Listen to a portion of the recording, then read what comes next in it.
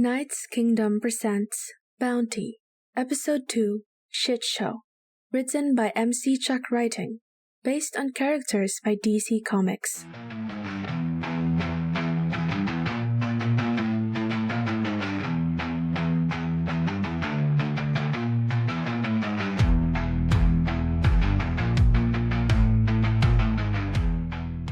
The following is a flashback scene that takes place inside of the bathroom of Gotham City Courthouse. Son of a bitch! How the fuck did that asshole get off? My prosecution was perfect, just like it always is. I don't get it. The bastard should be rotting in prison for the rest of his miserable life, but instead, he gets off scot-fucking-free. He must have paid off the judge or threatened him. Yeah, it's the only thing that makes sense. There's no way I would lose. No way! Adrian makes his way out of the bathroom and he sees the man he was just trying to put in jail being escorted out of the courthouse. The man was named Anthony Scarapelli, leader of one of the largest criminal organizations running rampant in Gotham City. Scarapelli, you piece of shit! You aren't gonna get away with making me look like an ass in there. Do you have any idea who the fuck I am? I am the greatest fucking lawyer in this shithole of a city, and I am half your age! Scarapelli stops walking and smiles at Adrian. He waves for Adrian to come over to him while he's being escorted out of the courtroom. Adrian makes his way over to Scarapelli. You did very well with your prosecution. There's no doubt that you're very efficient at your job. However, there's something that I have to ask. The very same question that you just asked me. Anthony steps closer towards Adrian, closing the gap between them. Do you know who the fuck I am? Adrian is slightly intimidated by Scarapelli and can't force himself to respond. Scarapelli smiles and backs away from Adrian. Scarapelli is escorted out of the courthouse as Adrian scoffs at him in disgust. Basha thinks he could scare me. That made me fucking laugh. I deal with assholes like him on a daily basis. It's gonna take a hell of a lot more than empty threats to make me go away. I'm not gonna rest until that fucker's behind bars. Adrian checks a clock that's on one of the walls of the courtroom and realizes that it's getting late. Ah shit, it's that late already. I told her I'd be home 2 hours ago. Damn trial went on longer than I was hoping for. She's probably gonna get pissed at me. Adrian sighs. After a moment of reflection, however, he smiles. It's alright though. I know the quickest way to her heart after all. Chinese restaurant by her apartment. If I pick up her favorite and maybe some flowers on the side, oh boy, we'll get off scot-free. Man, I'm a fucking genius. Too smooth for words, I swear. Adrian leaves the courthouse. Adrian is standing at the doorway to his apartment after the door is opened by his girlfriend Doris. Adrian is holding a bag of Chinese food in one hand and a bouquet of flowers in the other. He smiles at his girlfriend, hoping that she isn't mad at him. She places her hands on her hips. You're late. 3 hours late. The hopeful smile doesn't leave Adrian's face. He shakes the bag of Chinese food so that it catches her eye. The frown leaves Doris' face and she sighs. You really think that Chinese food and flowers are enough to win me over? Yes? Doris smiles. In that case, you know me pretty well, even though I hate to admit it. I guess you don't have to sleep on the couch tonight, but you aren't getting laid, got it? You need some sort of punishment for being late, after all. We'll see if you still feel that way after you eat the Chinese food. Doris moves out of the way so that Adrian can enter the apartment and closes the door behind them. Adrian and Doris are seated at their dining room table, eating the Chinese food together. You know, this might be the best Chinese food I've ever tasted, don't you think? Doris rolls her eyes. I'd say that if I were in your position, too. Although it is especially good tonight. Luck seems to be on your side. This time. Luck is always on my side. Well, most of the time it is. Adrian's smile leaves his face as he recalls losing the court case. Doris takes notice of this. I'm assuming that the court case didn't go well today. Was it too much for even the great Adrian Chase to handle? I didn't lose. I was cheated. But you still lost, right? Adrian frowns. Yeah, I lost. Fucking BS. Smug bastard walking out of the courthouse all confident, threatening me. Threatening you? Adrian's eyes widen as he realizes what he has just let slip. It's nothing to worry about.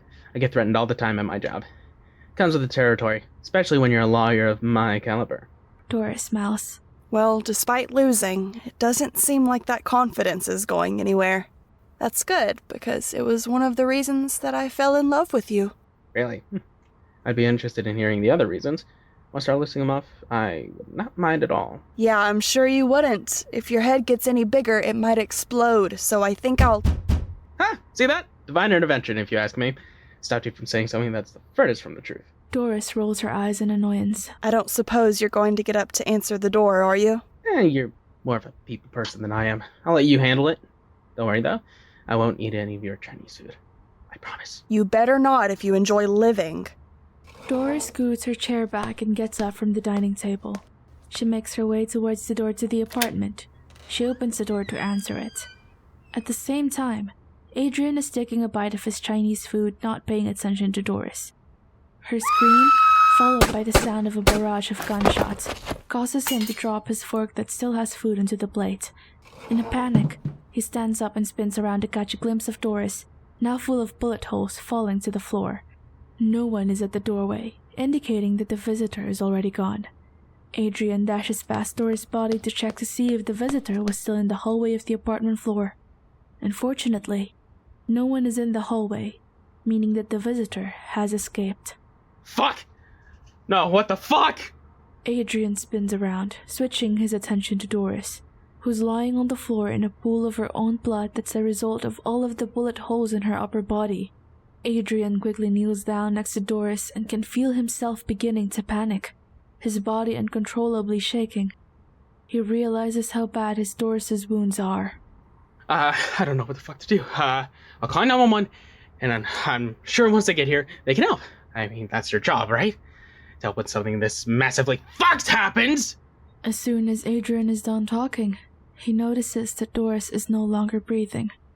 Her empty eyes are staring into the distance, and blood is dripping out of her mouth. Not knowing what else to do, Adrian desperately shakes his girlfriend's body in an attempt to resuscitate her, not being able to come to terms with the fact that it's too late. Oh, no. Fuck! Wait, please. Don't go, Doris. I love you. Just come back to me, please. Adrian shouts at the top of his lungs in anger and heartbreak over the loss of his girlfriend, with tears coming out of his eyes and rolling down his cheeks.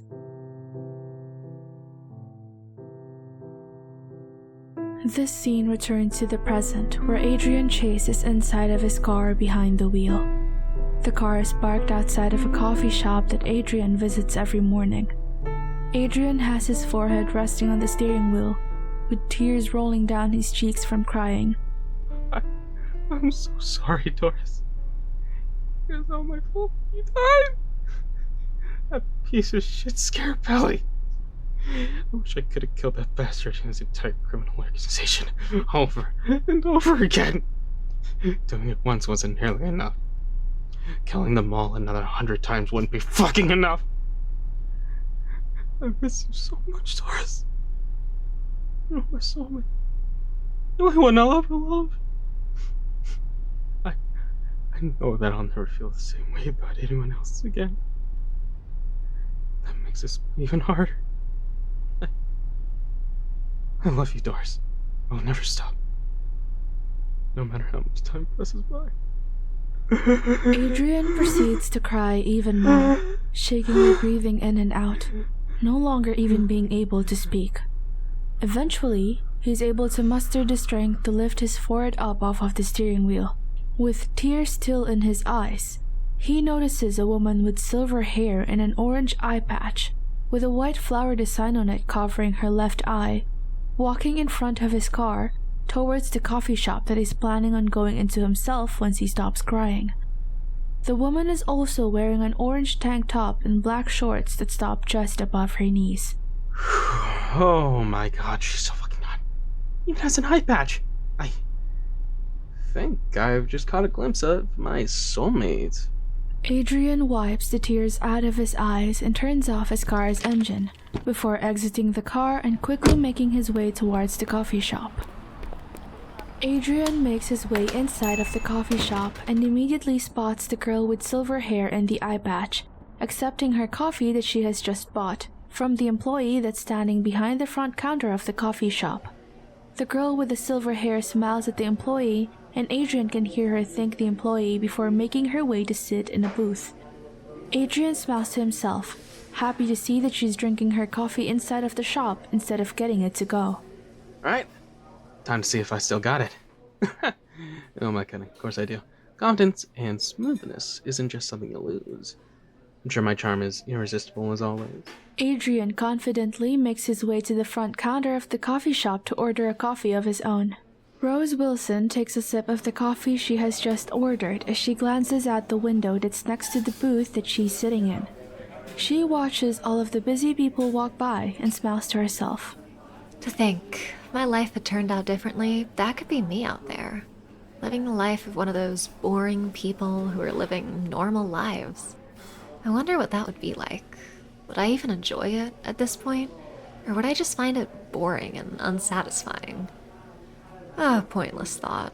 I'll probably be doing what I'm doing the rest of my life, or die before I get the chance to quit. Rose frowns to herself. I hope you're happy with the way your daughters turned out, Dad. After all, the only reason I'm in this position is because of you. I don't know if I should hate you or thank you for that. I think I'll just settle for killing you the next time that we see each other. All of a sudden, Adrian Chase sits in the same booth as Rose across from her, holding a coffee of his own. Rose stares at him annoyed. Can I help you? Oh, you've already helped me plenty by just allowing me to stare upon your beautiful face. Fucking hell, I think I just barfed in my mouth. Are you hitting on me? Ugh. Can't I just enjoy my coffee and people watch? Is that too much to ask for? Well, I couldn't help but notice that you seemed lonely, sitting by yourself over here. I used to sit alone back in school because I didn't have any friends. I know how hard it can be. Yeah, I bet you did, fucking loser. Why don't you just go and jerk off to your video games, favorite Twitch streamer, whatever else man-children like you get off to? You're really starting to annoy me. I have a 0 tolerance for people that annoy me. So, just out of curiosity, what kind of coffee is it you're drinking? Personally, I'm a fan of... Without letting Adrian finish, Rose gets up from her booth, downs the rest of her coffee, and lazily tosses the empty cup behind her, with it landing perfectly inside of the trash can. Adrian's mouth is agape from shock at how Rose was able to do this. Taking advantage of this, Rose begins to make her way towards the exit of the coffee shop. Adrian panics, realizing that she's leaving. Wait, hold on a second. Adrian gets up from his booth and attempts to down his coffee like Rose did, but ends up burning his mouth, resulting in him spilling coffee onto his shirt and beginning to cough loudly, while Rose ignores him and walks out of the coffee shop. Adrian makes his way out of the coffee shop, still coughing from the attempt at downing his coffee just like Rose did. He glances around and notices Rose walking away from the coffee shop on the sidewalk. What? Playing hard to get, huh? I respect that. Although I have to say, the way you downed that coffee just made me fall in love with you even more. I can't give up. I swear on the body of my dead girlfriend. Adrian quickly makes his way down the steps in front of the coffee shop and hurries after Rose, who is still walking away from the coffee shop. It doesn't take long for Adrian to catch up to her and begin walking beside her.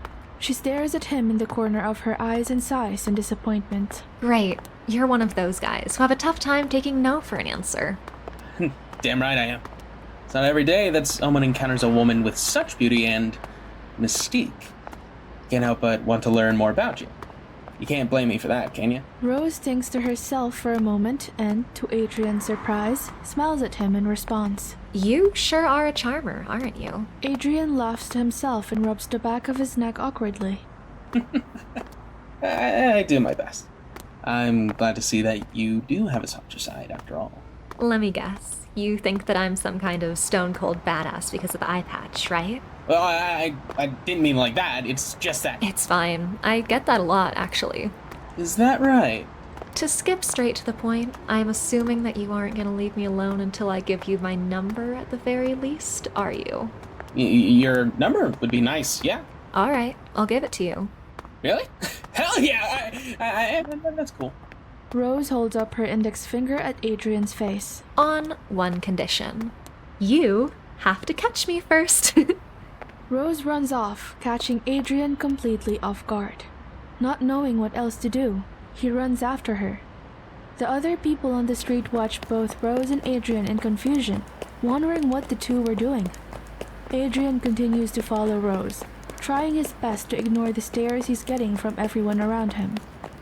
Eventually, Rose runs down an alleyway and Adrian chases after her, making his way into the alley as well.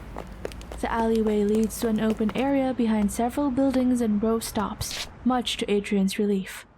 Adrian begins panting, exhausted from having to chase Rose. Well, I guess I don't have to worry about getting my morning cardio in. You're a pretty fast runner. Were you a track athlete in school or something? Nope, I really wasn't all that athletic when I was in school. Believe it or not, I was more of a bookworm. Really? Is that so? I never would have expected that. Seems like you're full of surprises. Rose smirks. Oh, you have no idea. Adrian notices a change in Rose's demeanor and becomes a bit scared, finally realizing that he's alone with her in an abandoned alley. Mind if we get out of here and maybe go somewhere a bit less? Before he can finish his sentence, he feels something sharp penetrate his nether regions. He looks down in horror as a blade on the tip of one of Rose's shoes has stabbed him in his nether regions. His entire body begins to tremble and eventually, he lets out an extremely feminine scream. An evil smile remains on Rose's face.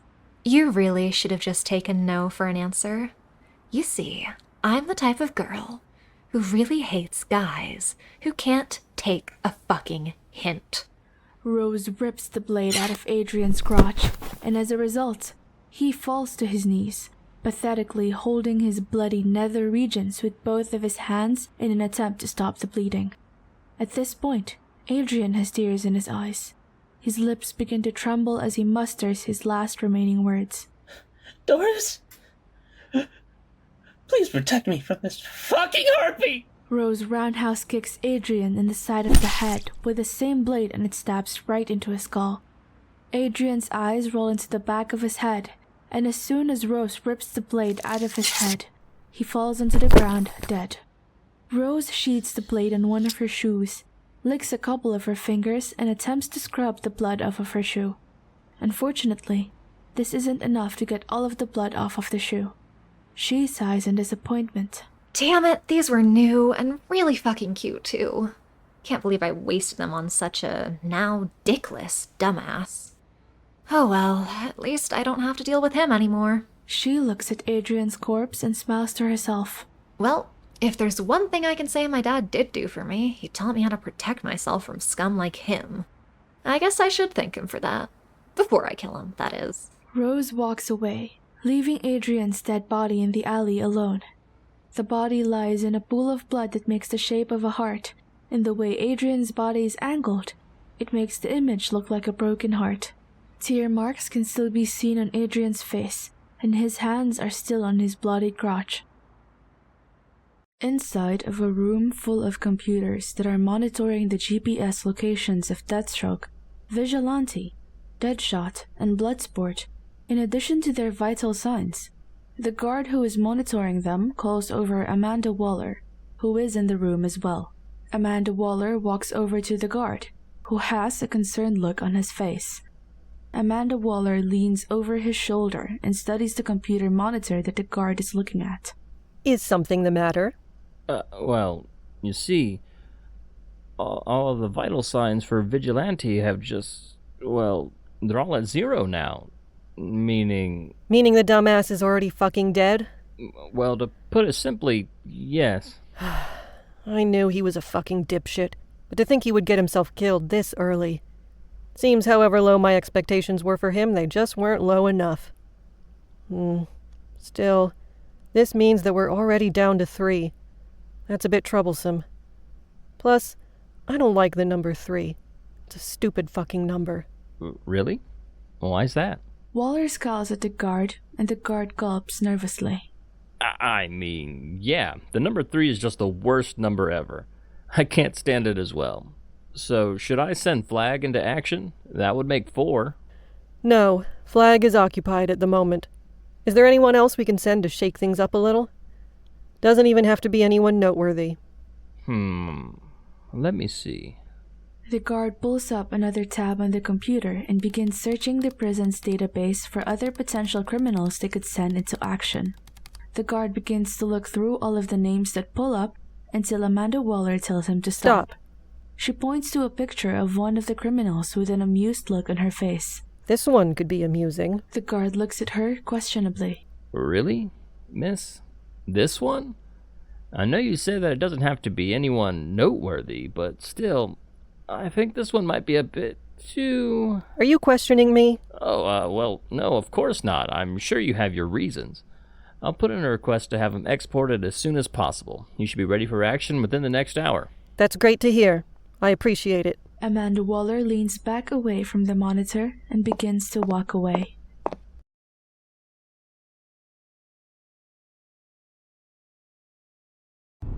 A car begins making its way towards Gotham City, with the large city finally coming into the view of both the driver, William Wintergreen, and the passenger, Slade Wilson. Wintergreen is wearing a suit and tie and has an appearance that indicates that he is slightly older than Slade. Slade is wearing his orange and black body armor and has a black eye patch covering his right eye. His sword and staff are both in their respective holsters, and his guns are as well. He is prepared for combat at a moment's notice. Wintergreen studies his friend's appearance and smiles. I would say that we're both getting too old to play war, but at this point, I would just sound like a broken record. Unfortunately for the two of us, I don't think we'll ever be too old to play war. I suppose you're right. However, can you not sound so pleased when you say that? There's a brief silence between the two. I appreciate you picking me up from that prison, and driving me to Gotham City is a huge help as well. However, once we arrive... You're gonna proceed on your own? Come on now, don't be that way. I didn't come all this way just to leave you in Gotham City by yourself. It's been quite a while since this old man has seen some action. Life has been particularly quiet. Rather boring without you in it, Slade. I was actually kinda hoping you would call me one of these days. Can't you let this old man have a little bit more fun before old age takes him? Besides, from what you've told me, this Amanda Waller woman never mentioned that you couldn't receive outside aid, correct? You crazy old bastard. No wonder we've been friends for so many years. It would be an honor to fight alongside you again, Will. I do hope that you come prepared to fight, though. The suit and tie does look nice, but fighting in it might not be the best of ideas. Don't worry on that. I brought a spare set of clothes and some other things with me that are in the trunk of the car. Never be foolish enough to not come prepared. Who do you think you're talking to? Fair point. However, as someone who's been your friend for so long, I have to ask. If I encounter Rose on this mission, how would you like me to proceed? Slade glances outside of the passenger's side window, taking in the view of the approaching Gotham City while he thinks. Well, if you know the value of life, I wouldn't hesitate, because knowing her, she won't. She is my daughter, after all. Killing my best friend's daughter will leave a bad taste in my mouth, if I'm being honest. Slade is silent for a moment before speaking again. Rose knows the cost of her line of work just as well as the two of us do. She understands the risk. Besides, it'd be disrespectful of either of us to take it easy on her. Believe it or not, she's grown into a incredibly strong and respectable woman. She'll make one hell of an opponent. The two old friends continue to ride in silence as their vehicle gets closer and closer to the approaching Gotham City. It is now nighttime in Gotham City, and positioned on top of a building, overlooking a shady alley, is Deadshot, who is watching a video on his phone. Next to him sits his sniper rifle that has already been assembled. Deadshot is wearing his usual red and black body armor, with his white mask removed so that he can better see the screen on his phone. The video that is playing is of his daughter walking for the very first time. It's one of the few videos of his daughter that he has, since he's rarely been a part of her life. In the video, the cheers of him and his wife can be heard as their daughter begins to walk happily towards the two of them. Floyd smiles to himself, and a tear begins to run down the right side of his face. Already turning 10 this year. Time sure does fly by. 10's a pretty big milestone. Daddy's gonna have to save up enough money to buy you something real nice, Zoe. Floyd turns off his phone and puts it in one of the pockets of his red and black combat pants. Floyd takes a deep breath before putting on his white mask and red eyepiece that feeds him various information, such as wind speed, wind direction, target distance, and things of this nature. He picks up his sniper rifle, gets in a squatting position, and positions the scope of the weapon in front of his red eyepiece. Hopefully this mission will help save up a shit ton of money, or your daddy will end up losing his head in the process. Huh. As if he haven't lost his mind already. Through the scope of his weapon, Lawton scouts the alleyway, where he believes that his target and Rose Wilson are going to be showing up. I just hope my contacts weren't full of shit. They said that this was the time that... Before Lawton can finish, two figures begin walking into the alleyway. One of them is wearing orange and black combat armor that looks identical to the one that Deathstroke wears, the only differences being that their lower half of their face and long silver hair are visible. Huh. Like father, like daughter, I suppose. They even have matching outfits. How fucking cute. I'm sure Daddy would be proud. Lawton then hovers the sight of his scope over the other individual next to Rose Wilson. The thing that sticks out the most is the white ghost-like mask that the individual is wearing. Looks like somebody takes their name a bit literally. Still though, I doubt that mask is bulletproof. Guess I'll start with the actual target, and then take out Deathstroke's daughter. I feel bad about killing you, but I'm sure she would end up causing me a lot of trouble if I let you live. Sorry, Slade. Nothing personal, but your daughter has to... Through the scope, Lawton can see that both the ghost and Rose Wilson have stopped walking upon reaching the end of the alley, which leads to a larger open space between the surrounding buildings. Since Rose Wilson's mouth is visible, Lawton is able to observe that she's talking to someone who is in front of her. Lawton scans the area in front of the ghost and Rose Wilson with the scope of his weapon, and he sees that there are two other individuals inside the open part of the alley as well. One of them is wearing a business suit, slacks, dress shoes, and a skull mask that is black in color. Son of a bitch. Is that Black Mask? They didn't say anything about him being here. Is he working with Ghosty and that girl? Wait. Who's that standing beside him? Lawton zooms in his scope on the individual who is standing next to Black Mask. Lawton identifies that the individual is male, bald, wearing a suit that is similar to Black Mask's but in opposite color, has nasty scars covering his face in addition to the top of his bald head, and is juggling something in his right hand. Lawton zooms the scope on the object that the individual is juggling, and realizes that it's a large butcher's knife. The scars on the man's face and the top of his bald head are enough for Lawton to know who this other individual is. Victor Zoss, working for Black Mask. Why am I not surprised? After all, the lunatic has worked for just about everyone. At this point, Penguin, Falcone, the list goes on.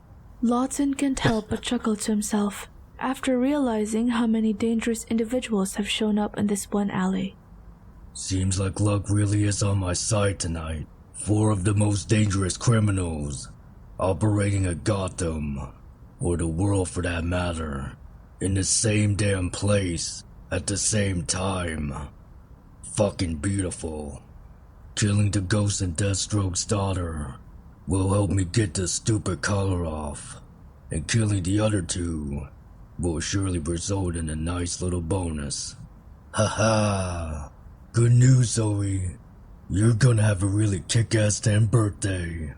Daddy's about to make sure of that. Lawton centers the reticle of his scope over the ghost's head and wraps his finger around the trigger. Damn. You can sure get a nice-ass view of the whole city from up here, huh? That's definitely convenient, especially from a sniper like you. I guess I shouldn't have expected anything less from you. Are you still a crack shot? Bring it! Lawton rolls out of the way, dodging a rain of ballistic non-lethal bullets, drops his sniper rifle, and aims his wrist gun at Red Hood, who is standing in front of him, pointing his 2 pistols at him. Thanks a lot, asshole. Thanks to you, all 4 of those bastards down there are alerted to my presence. Non-lethal rounds. You've changed. Seems like you've been spending too much time with the bat lately. Speaking of which, I'm surprised you're here instead of him. Is he taking a vacation or something? Yeah, something like that. I can't say I'm the biggest fan of using non-lethal bullets myself. A part of me is still thinking that killing scum like you is the most surefire way to make sure that you don't cause problems in the future. Actually, I think there will always be that part of me that thinks that way. Unfortunately, I'm kind of over the whole killing and being edgy thing. Sorry to disappoint. Don't worry though, I'm still taking your ass down with these half-assed bullets. You just ruined my daughter's next birthday. You fucker. I can't let something like that slide. I'll remind you of how effective real bullets are. You asked if I was still a crack shot, right? Well, how about the 2 of us finds out? Red Hood chuckles to himself, pleased. I was hoping you'd say that. After hearing the sound of rounds being fired from Red Hood's pistols, the Ghost, Rose Wilson, Black Mask, and Victor Zas all look around for where the sound came from. It seems our position has been compromised. A bit earlier than I predicted. So, Mr. Ghost, shall we hurry and get this deal over with, before more trouble arrives? No arguments from me. Do you have what I asked for? Black Mask glances at Zas and nods his head at him, indicating for him to open the briefcase that he's holding. Zaz steps forward slightly and opens the briefcase, revealing that it's full of money. Rose whistles in appreciation. I never get used to seeing such a beautiful sight. I'll trust that it's all there. Besides, the money is only part of what I asked for. Rose looks at the Ghost funny, not knowing what he's talking about. Black Mask sighs. He reaches into the right pocket of his dress pants and pulls out a slim black flash drive. After showing it off so both the Ghost and Rose Wilson can see it, Black Mask places the flash drive back into the right pocket of his pants. Now, I believe it is your turn. More gunshots, coming from both Red Hood's pistols and Deadshot's wrist gun, can be heard in the distance. Might I suggest that you make it quick? One of the bullets from Deadshot's wrist gun makes contact with the armored plating of Red Hood's suit, causing him to stumble back slightly. Red Hood smiles under the red helmet that he's wearing. Well done! If I wasn't wearing this body armor, I'd be Swiss fucking cheese right now. Glad to see you still got it. On the flip side, it seems your skills are slowly going to shit, Red. You really hate to see it. You're gonna wish you hadn't said that. Red Hood throws a flashbang at Deadshot, and it lands right next to his intended target. Shit! The flashbang goes off, blinding Deadshot so that he can't see in front of him. Red Hood doesn't waste any time and quickly drop kicks Deadshot in the head. Red Hood fires his 2 pistols at Deadshot's head and, even though Deadshot is able to move his head to the side to dodge one of the bullets, the other one makes contact with the skull. A sharp pain is sent throughout Deadshot's entire head. and a ringing appears in his ears. His vision becomes blurry and, as he rolls away from Red Hood to create a small distance between them, he begins to feel off balance. Deadshot attempts to aim his wrist gun at Red Hood, but his vision and balance is so poor it makes it impossible for him to aim. Red Hood chuckles in amusement. It appears that if you take a shot now, you'll ruin your so-called perfect record of never missing. I'm curious to see if that ego of yours will allow that. Red Hood dashes towards Deadshot and whacks him in the skull with one of his pistols, and points the other pistol at Deadshot's chest. Red Hood pulls the trigger of the pistol that's pointed at Deadshot's chest twice, firing 2 bullets into his chest, completely knocking the air out of Deadshot. Red Hood puts away his pistols for a brief moment, grabs Deadshot's head and pulls it into a brutal upward knee strike. The blow is enough to knock Deadshot onto his back. Deadshot's chest is in an agonizing amount of pain, making it hard for him to breathe, and his vision is almost non-existent at this point. You know, for all the shit you were talking about the non-lethal bullets, they were still able to knock you on your ass, huh, Floyd? Maybe I was wrong about them myself. Who am I kidding? Effective or not, nothing beats good old-fashioned steel. Suddenly, a bullet blasts through Red Hood's right kneecap, causing him to fall onto his back, holding his right knee in pain. Despite being in pain, Red Hood forces himself to turn around, and realizes the 2 other individuals are now on the roof as well. Deathstroke and Wintergreen. Wintergreen lowers the single-shot assault rifle that he just finished firing at Red Hood. I couldn't agree more, Red Hood. Nothing is better than real bullets.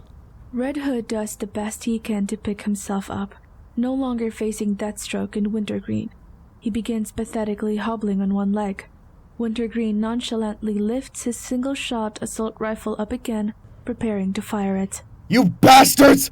I'm gonna shove these pistols so far down your throat that— A bullet blasts through Red Hood's left arm, causing him to fall into his stomach in pain. Elegant shot, William. However, I believe there's no need to engage with these 2 any further. Well, in that case, you just want me to kill them both and be done with it? Well, the old me would have said yes, without hesitation. Dare I say that old age is making you a tad softer.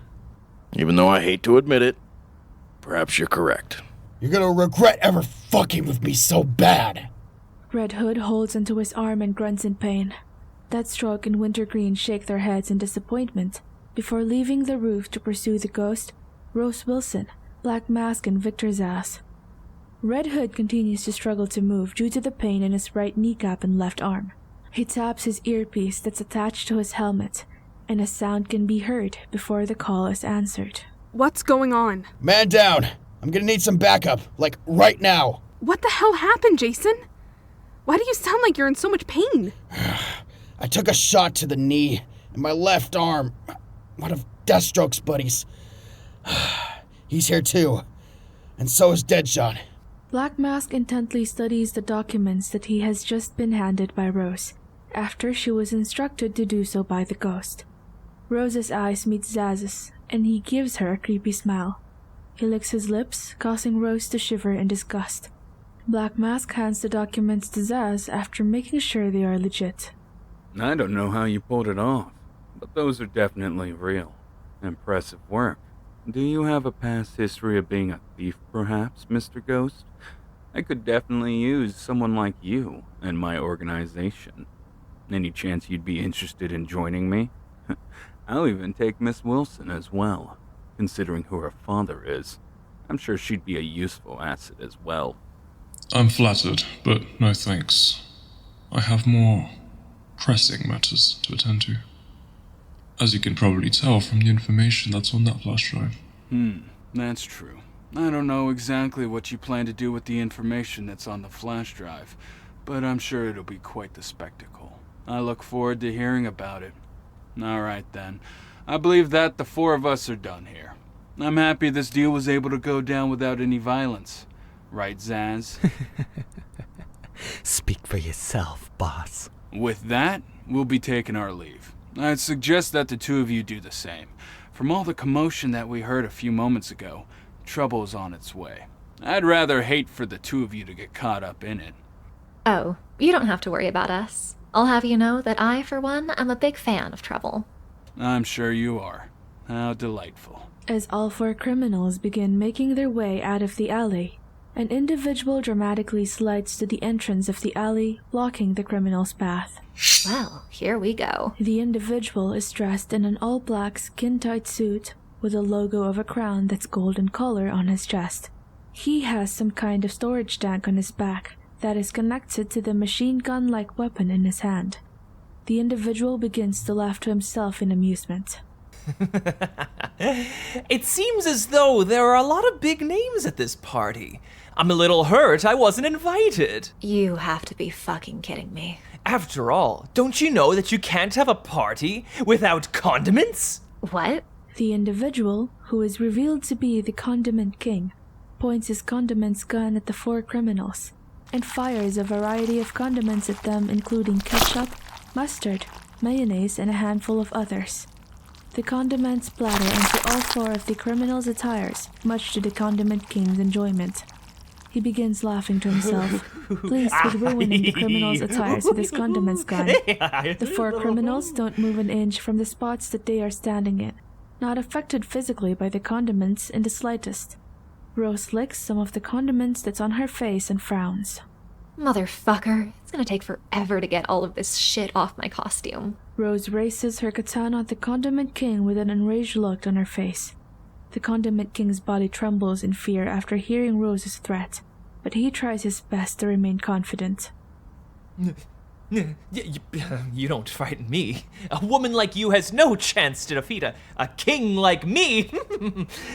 Now it's time for me to show you what the Condiment King is truly capable of. Get ready, hussy, to feel the wrath. Before the Condiment King can finish his sentence, a powerful buckshot makes contact with his head, causing it to explode into a mess of blood, bones, teeth, eyeballs, and other gore. Blood spurts out of the neck of the headless Condiment King. The Condiment King's limp body falls into the ground, dead. Bloodsport walks past the corpse of the Condiment King, holding his primary weapon that's in its shotgun form. This weapon is made up of components that are all attached to the armor that he is wearing. He calls this his collapsible arsenal. He gives a side glance to the Condiment King's headless body that's lying in a pool of its own blood, and chuckles to himself, amused. Bloodsport then points his primary weapon that's in its shotgun form directly at the group of criminals in front of him. Sorry it took so long. The traffic in Gotham City is a real bitch. Don't worry though. Now that I'm here, the real fun can begin. Rose prepares herself for combat, still holding her katana. Zaz takes out a butcher's knife and smiles gleefully. Black Mask takes out a pistol, and the ghost takes a few steps backwards, not interested in conflict. This sight causes Bloodsport to smile sinisterly, while still aiming his weapon at the group of criminals.